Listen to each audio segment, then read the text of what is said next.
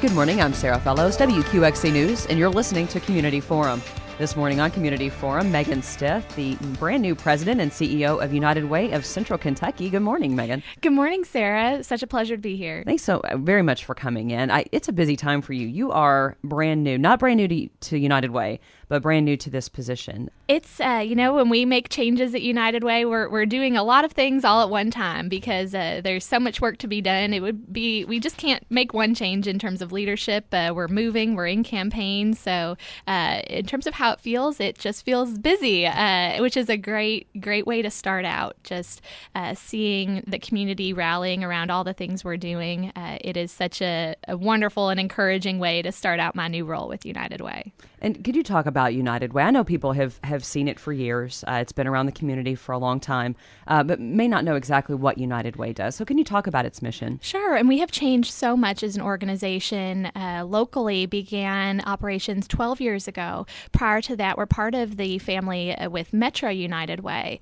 But knowing we needed a more local focus, that we really wanted to keep things here in Central Kentucky, adapt to the region's needs in a new and unique way, broke off and now serve Hardin, Meade, Breckenridge, LaRue, and Grayson counties.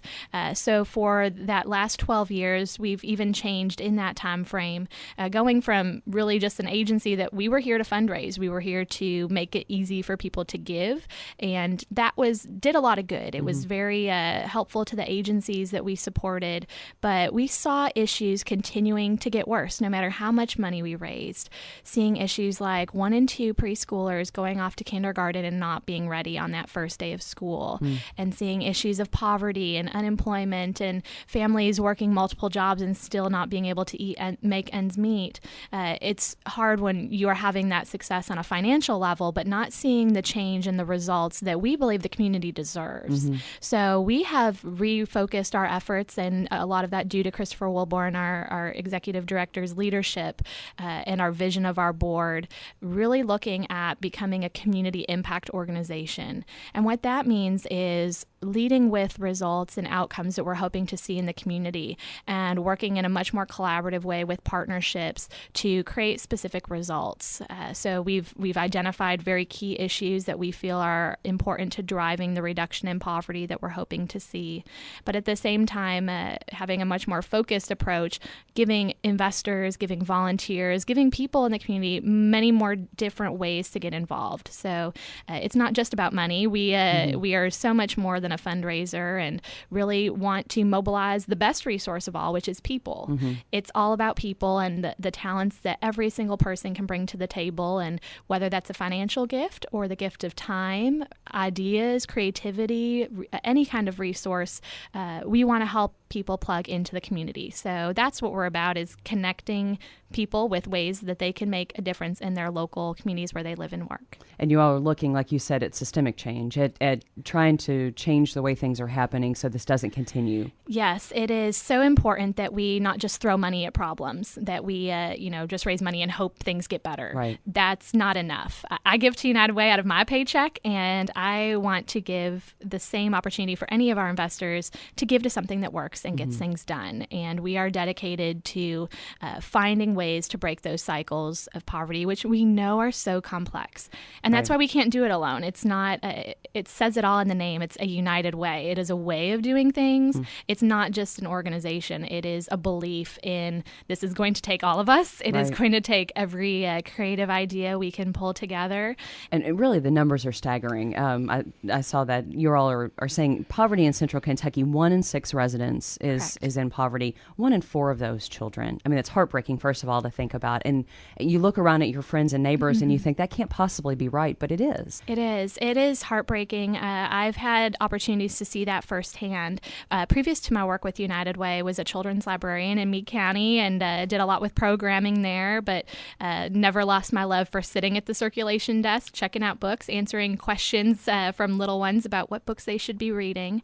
And one of the things I remember about about that experience was two kids came in one day, no shoes on, no adult, wandered in off the street, and I kept them back with me. We talked with them, found out what was going on at home. But the fact that there are kids in our community, this isn't a third world country. It's right here. And I'm a farmer's wife. I take such pride in the fact that we feed our country. We have such wonderful resources here in our community, but there are those who are going without. And you have a big goal, and that is cutting poverty in half.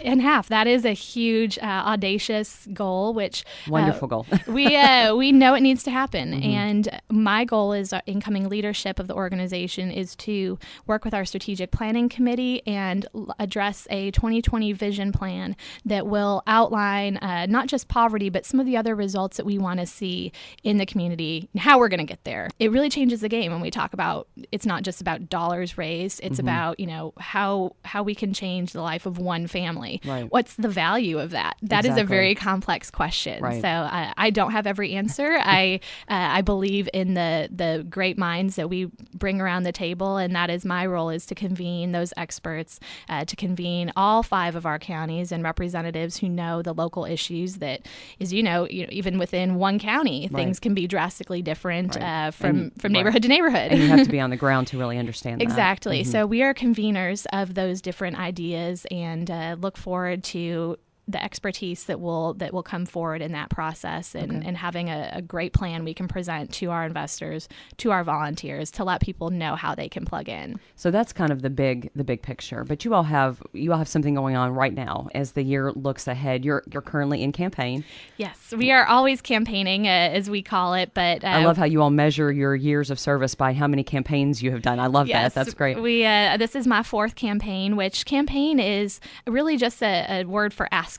We are going out and typically work with workplaces, whether you have 1 employee or 1,000, find ways to engage their employees in whether it's volunteerism or giving, having the chance to run workplace campaigns where we connect employees with that information. And this is a very generous community. I know that you've experienced that. You're in your mid-campaign, the kickoff typically in September of the Live United campaigns. You all are in the final end of the year push. This is a great time to give and make it hurt a little bit less. We want you to give till it feels good, not so much that it hurts, but when tax time comes, that's another great incentive to help make a difference in your community, a measurable and lasting difference in a way that's a little less impactful on your wallet this time of year. And that campaign technically closes up, or you said around the end of February, but really being a part of United Way, being a part of that giving can happen all year long. You're not, I'm sorry, no more donations after February. I don't think that's how you guys work. That will never happen. I can guarantee that as a CEO. That is not happening on my watch. It is about what is convenient for our folks who want to get involved. Right. So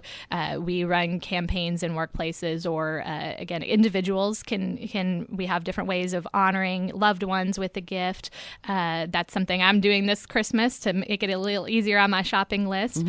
So any time of year, but our current campaign, so we can start allocating out the money to agencies and programs that are needing to be funded and through our application process. We close that out at the end of February. So we look forward to having a public total to share, which we know will be incredibly generous. And like you said, it's about community partnerships. You all have amazing amount of community partnerships. You've got a 5-county area. It stays locally. Everything is here. It's our neighbors, our friends. Can you highlight maybe a couple of the community partnerships you think are just really valuable, maybe coming up this year, or ones that kind of stood out from last year?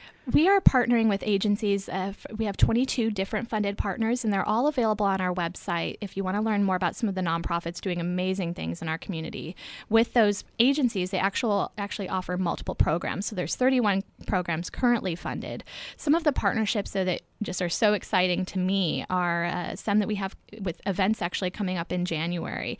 We have a Childhood Hunger Summit coming up on January 7th, and that is a partnership between Heart Memorial Health and Feeding America, who are both Heart Memorial Health being a key investor in United Way's work, and one of our volunteers there actually, who's been involved in our allocations process, has led the charge in saying, we see applications year after year for funding that talk about what a key issue childhood hunger is. We have so much need across the counties. Is there a better way of addressing that need? If we have kids that are not eating on the weekends, which that is happening here in our community, kids that do not eat unless they go home with a backpack full of food on Fridays. Which is an amazing program. Yes. What do we do about that, though, on spring break? Right. During the summer, hunger doesn't know a season. It doesn't know a time of year when school is out. Yes. So how can we make sure that that need is being addressed? So Feeding America is working with us to pull together their partners who help administer the backpack program, so we can just have a conversation on, if money was no object, if resources or time, if the sky was the limit, what could we do? Wow. And that is very exciting to work in a different way, convening again, not just being trying to throw money at it, but thinking outside the box. Similar collaboration with Hardin County Schools and their Work Ready program over at EC3, the Early College and Career Center. I love that program. Yes. So we are so grateful to have been involved in their $100 solution program, which places the talents and the amazing skills of their students the IT and the car repairs and the things that these kids can do. I know, right? It's incredible that leverages those skills and resources and connects them with nonprofits. So that's been an amazing opportunity to be involved, where, again, it's not always, we're privileged to be able to invest in the program and help it get going in its first year. But another opportunity where, money not being really key to the partnership, but it's more about United Way having a finger on the pulse of the needs, having great relationships with our nonprofits, and being able to bring everybody around the table, because there's nothing worse than, reading the paper or listening to the radio and finding out about a great program or collaboration that happened after the fact and just not having known about it. So that's, what we try to provide is that knowledge, that overall picture of the community, and that umbrella to so many different resources and agencies. Well, you all do an amazing amount of work. And really, I think we literally could sit here and talk all day long about all that you do. And you're so excited in your new position, I know, but your heart and the heart of all of United Way of Central Kentucky really is about connecting this community and about affecting lasting change. And that's it's such a huge service to this community. How can other people be involved? And obviously the Live United campaign, are there other ways that people can be involved? How do they contact you? How do they know more about what you do? We are always willing anytime to work with whoever wants to get involved on whatever terms are most easy, convenient, and meaningful for them. So whether that is wanting to volunteer, whether that is wanting to support with not just a donation, but we can also direct donations towards specific causes. Okay. So if you are passionate about early childhood and making sure those kids have opportunities to do well in school, we can connect you with the most meaningful investment that will that stretch those dollars. Every dollar invested in United Way has a $40 impact. Wow. So we can help you identify what is meaningful to you, what issues you care about, and how we can make the most change with whatever contribution you're able to make. So that can happen. I love to have those conversations in person. So I think stopping by our office again with the new facility. Where is that located? 604 North Main Street, also known as the Carrick House. It's a that lovely. It is in E-Town. We are really thrilled to be opening the doors to what we hope is the community's home. Okay. It is a facility that anyone can drop by anytime. Love to have those conversations, but folks can also call us at 270-737-6608.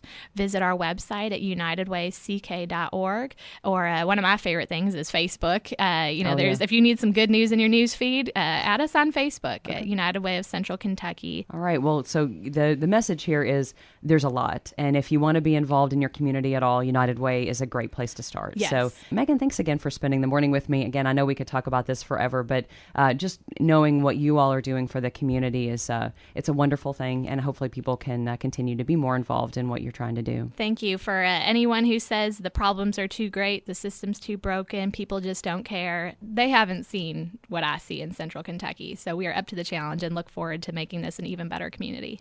You've been listening to Community Forum. My guest today, President and CEO of United Way of Central Kentucky, Megan Stiff. For WQXE News, I'm Sarah Fellows.